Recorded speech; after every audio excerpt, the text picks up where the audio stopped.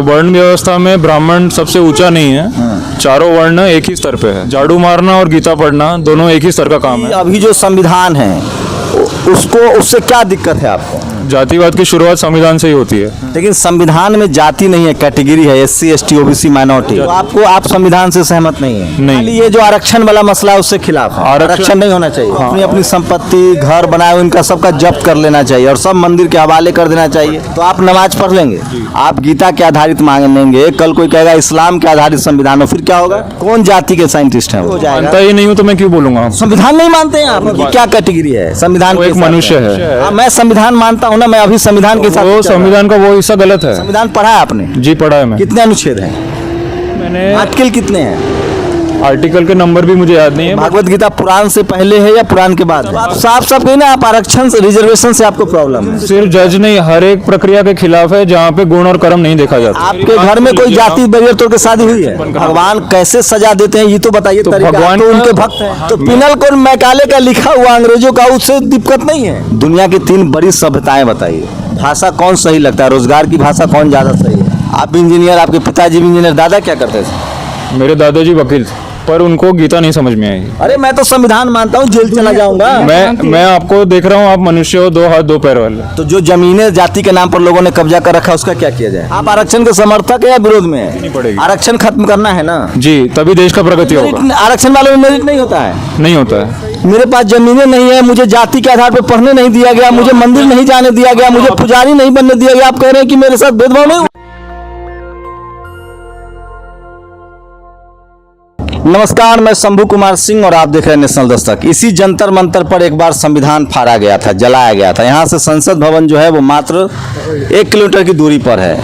एक शख्स है, ये कोई मामूली शख्स नहीं है। इनके हाथ में भगवत गीता है।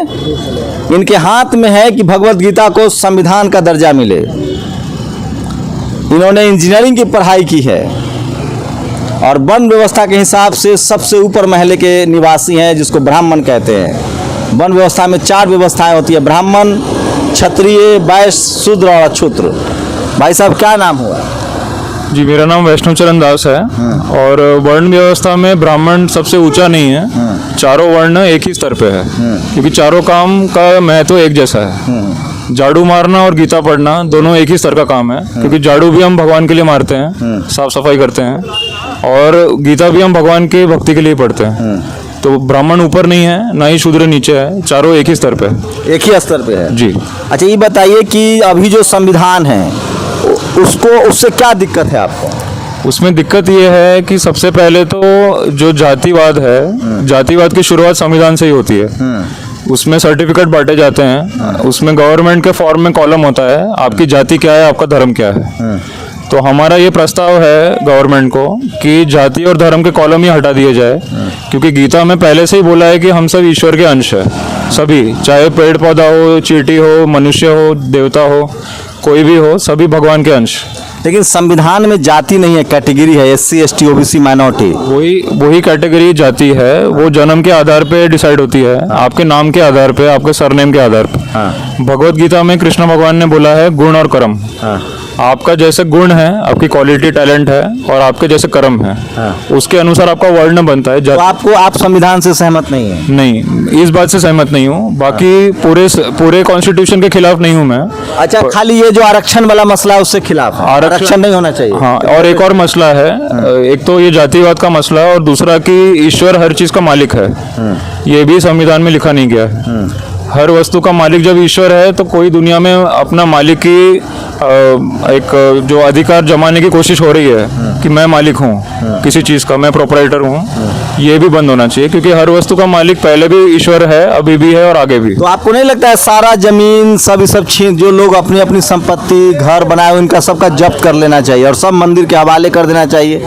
मंदिर के हवाले नहीं, ईश्वर के नाम पे रखना चाहिए और ईश्वर की सेवा में इस्तेमाल करना चाहिए। किसी भी व्यक्ति को आपको संविधान से कोई प्रॉब्लम नहीं है, सिर्फ आरक्षण रिजर्वेशन का जो प्रावधान है उससे प्रॉब्लम है? जी, उससे भी प्रॉब्लम है, और ईश्वर का नाम होना चाहिए, धार्मिक होना चाहिए।